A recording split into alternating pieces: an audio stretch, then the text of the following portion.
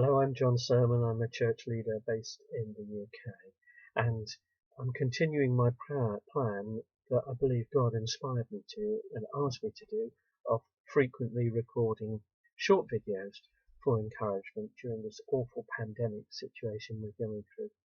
And today, I myself am encouraged, having just come off Zoom from a prayer meeting with the local church that was itself very encouraging. You know how the news, whether you're in the UK or most countries at the moment, the news is so frequently about serious difficulties we are facing because of the ongoing situation. And we're hopeful that in time the rollout of vaccines will dramatically change things for the better. But in the meantime, we seem to be sort of just holding on, don't we, for many of us, in all sorts of ways. Part of the encouragement this morning was from a section of the Bible that churches all across the UK are using this week because of material produced for the week of prayer for Christian unity. And it's Jesus telling his followers to remain connected to him, and as a result, potentially we bear fruit for God's kingdom. Good things happen as a result. And the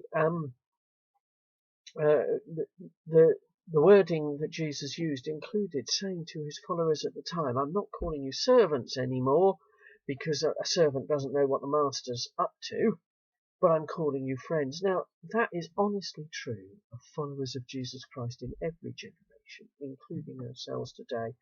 And whilst our heads probably explode to try and take on such a big truth as this, the reality is that those who choose to follow Jesus become friends of God. Friends, not just servants, friends of God. That is amazing. And it really does make a difference to how we experience struggling through these circumstances. I also had a great encouragement yesterday when my wife Ruth and I were able to join an international event through Zoom, based in North Carolina. It's part of an international ministry we're connected with called Dunamis, and the Dunamis Fellowship, and we wouldn't be in a position to travel to the USA to go to the Dunamis annual fellowship meeting. Ruth has been once, many years ago, but normally it wouldn't be possible for either of us. But to be able to join their worship session interactively through Zoom yesterday was brilliant.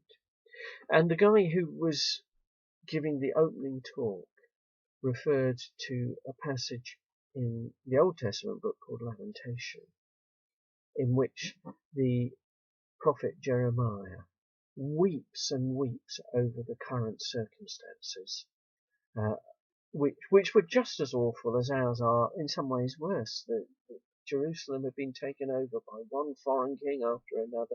People had been taken away into exile. The circumstances they were living in were like a burnt out city with a small remnant of people left, the poorest of the poor, in desperate trouble. And against that backdrop, he's reminded by God and remembers to put his hope in God. And that makes a difference and an encouragement for him, which he passes on through the words of the Bible to us all. So if you were to look up in, it's called Lamentation, and it comes immediately after Jeremiah, about halfway through physically the Bible, the Old Testament section. If you were to look up Lamentations in chapter 3, it includes this. Jeremiah begins that section by describing the awful circumstances he's been through and saying, I'm a man who has seen affliction. And he talks of darkness and how desperate he has felt, and that at times he's felt like, even when crying out for help, he doesn't sense that his cry is heard. But he says, It's chapter 3, verse 19. I remember my affliction and my wandering and the bitterness and the gall. I well remember them, and my soul is downcast within me. Yet, he says at verse 21, yet this is what I call to mind and therefore have hope. Because of the Lord's great love, we are not consumed, for his compassions never fail. And as he remembers that that's true, so his hope is rebuilt. For us today, remembering that God's compassions never fail, that we are called to be friends of God if we are followers of Jesus, and that is available to anyone who is not yet a follower of Jesus as well. That's an encouragement we need in our current circumstances. God bless you.